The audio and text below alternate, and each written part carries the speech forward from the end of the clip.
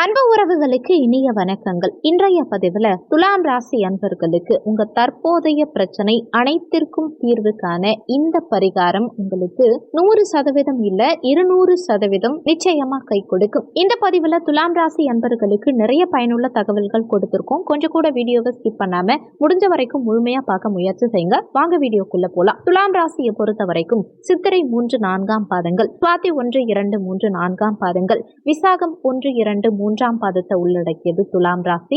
துலாம் ராசிக்கு அதிபதி சுக்கிர பகவான். வீடியோல சொல்லக்கூடிய பலன்கள் ஆண் பெண் இருப்பாளருக்கும் பொருந்தக்கூடிய பலன்கள். கடந்த காலகட்டங்கள்ல மனம் வெதும்பி அதிகப்படியான பிரச்சனைகளை ஃபேஸ் பண்ணி மன கஷ்டத்தோடயே வாழ்ந்துட்டு இருக்கக்கூடியவங்க இந்த துலாம் ராசி அன்பர்கள். ஏன்னு பாத்தீங்கன்னா அவ்வளவு ஒரு புழுக்கமான சூழ்நிலை. ஏசியில உட்கார்ந்துருக்கும் போது கூட மனசுல ஒரு வருத்தம் வரும் பாருங்க. அது துலாம் ராசிக்காரர்களுக்கு ரொம்ப அதிகம். துலாம் ராசிக்காரர்கள் அவ்வளவு பாவம் செஞ்சவங்களா, இல்ல கிரகங்கள் அவ்வளவு மோசமா இருக்கா அப்படின்னு ஒரு அனலைஸ் பண்ணா எப்பவுமே கிரகங்கள் அவ்வளவு சாதகமா துலாம் ராசிக்கு இருக்கவே இருக்காது. துலாம் ராசியை பொறுத்த வரைக்கும் சுயஜாதகம் தசாபுத்திங்கிறது ஒரு 70% பாசிட்டிவா ஒர்க் பண்ணாலும் சனி பகவானால பிரச்சனை இல்ல. சனி பாசிட்டிவா இருக்கார், ஆனா குரு 8ல மறைஞ்சிருக்கார். சரி, குரு 8ல இருக்காரு, அடுத்து ஒரு விடுதலை கிடைக்கும்னு பாத்தீங்கன்னா கேது 12ல இருந்து விரயத்தை கொடுக்கிறார். இப்படி ஏதாவது ஒரு விஷயம் மாத்தி மாத்தி ஏதோ ஒரு கஷ்டத்தை கொடுத்துட்டே இருந்தா துலாம் ராசிக்காரர்களால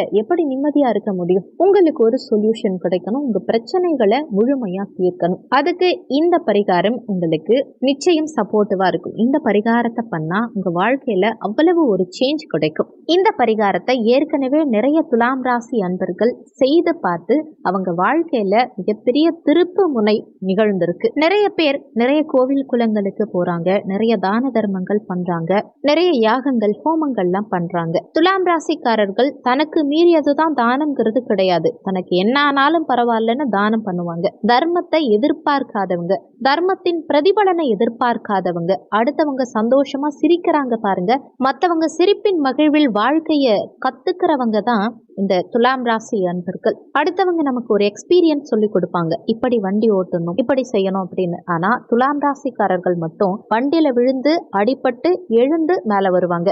துலாம் ராசிக்காரர்கள் கிட்ட இன்னைக்கு ஒரு பைக் கார் இருக்கு அப்படின்னா அதற்கு பின்பு பெரிய ஒர்க் இருக்கும், பெயின் இருக்கும். வலி இல்லாத வாழ்க்கை எந்த துலாம் ராசி அன்பர்களுக்கும் கிடையவே கிடையாது. ஒரு வேலையில நிரந்தரம்ங்கிற அளவுக்கு தான் நம்ம யோசிக்கிறோம். வேலையே இல்லாத வாழ்க்கை துலாம் ராசி அன்பர்கள் அனுபவிச்சிருப்பாங்க. குழந்தை பிறப்புங்கிறது எவ்வளவு பெரிய வலிங்கிறது தெரியும் துலாம் ராசி அன்பர்களுக்கு. திருமண வாழ்க்கையில தோல்விங்கிறது எவ்வளவு கஷ்டம்னு துலாம் ராசி அன்பர்களுக்கு தெரியும். துலாம் ராசி அன்பர்கள் அன்புக்காக ஏங்கப்படுறவங்க, அன்பால தோல்வி அடையக்கூடியவர்கள். ஒரு மெழுகுவத்தி தன்னை அடிமை தீபத்தை எப்படி கொடுக்குதோ அதே மாதிரி துலாம் ராசி அன்பர்கள் தன்னுடைய குடும்பத்துக்காக முழுவதும் அர்ப்பணிச்சு வாழறாங்க. இவங்க வழிபடாத தெய்வங்கள் கோவிலே இருக்க முடியாதுன்னு சொல்லணும். நிறைய கோவில்கள் வழிபட்டிருப்பீங்க, ஆனா குடும்பத்துல பிரச்சனை, பொருளாதார இழப்பு, கடன் ஒரு பக்கம் கழுத்தை நெரிக்குது, சுற்றி உள்ளவங்க பாசம் இல்லாம இருக்கிறது, அர்த்தமில்லாத ஒரு வாழ்க்கை, எதுக்கு வாழறோம் அப்படிங்கறதே தெரியாம வாழறது,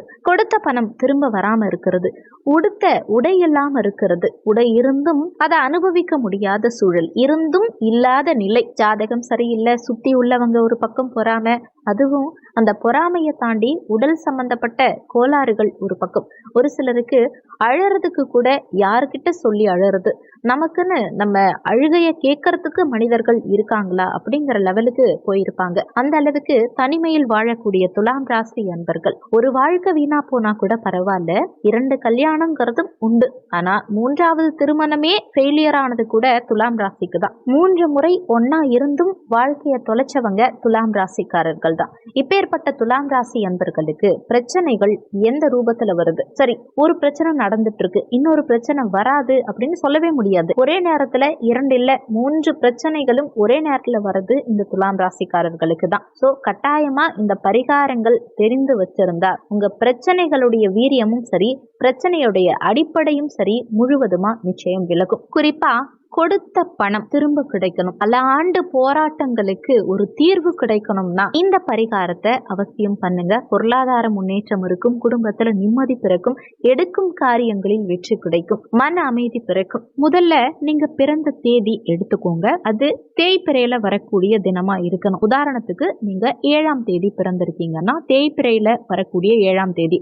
நீங்க பிப்ரவரி மாதம் பிறந்திருந்தாலும் பரவாயில்ல, எந்த மாதத்துல பிறந்திருந்தாலும் பரவாயில்ல, மார்ச் மாதம், ஏப்ரல் மாதம், மே மாதம், இப்படி எல்லா மாதங்கள்லயும் வரக்கூடிய அதே 7ஆம் தேதி அன்னைக்கு இந்த பரிகாரம் நீங்க ஃபாலோ பண்ணிக்கலாம். நீங்க பிறந்த தேதி அன்னைக்கு தேய்பிறையில ஒரு தேங்காய் உடைக்கணும். அடுத்து நீங்க பிறந்த கிழமை, உதாரணத்துக்கு நீங்க இப்ப புதன்கிழமை பிறந்திருக்கீங்கன்னா தேய்பிறையில வரக்கூடிய புதன்கிழமை அன்னைக்கு ஒரு தேங்காய் உடைக்கணும். ஒரு சிலருக்கு பிறந்த தேதியும் பிறந்த கிழமையும் ஒரே நாள்ல வந்தா அன்னைக்கு மட்டும் பிறந்த தேதிக்கு ஒரு தேங்காய், பிறந்த கிழமைக்கு ஒரு தேங்காய்னு 2 தேங்காய் உடைக்காம எக்ஸ்ட்ராவா ஒரு தேங்காய், 3 தேங்காயா உடைக்கணும். அடுத்து மூன்றாவதா பௌர்ணமி அன்னைக்கு ஒரு தேங்காய் உடைக்கணும். இந்த பௌர்ணமி அன்னைக்கு உடைக்கிற தேங்காய் மட்டும் நிச்சயமா மாலை 6 மணிக்கு மேல இரவு நேரத்துல தான் தேங்காய் உடைக்கணும். உடைத்த தேங்காயை நீங்க வீட்டுக்கு எடுத்துட்டு வரவே கூடாது. அது சிதறி தேங்காயா இருந்தா இன்னுமே சிறப்பு தான். இது ஆர்டரா தான் பண்ணணுங்கிற அவசியம் கிடையாது. முதல்ல பிறந்த கிழமை வந்தா அன்னைக்கு ஃபாலோ பண்ணிக்கோங்க. அடுத்து பௌர்ணமி வந்தா அன்னைக்கு ஃபாலோ பண்ணிக்கோங்க.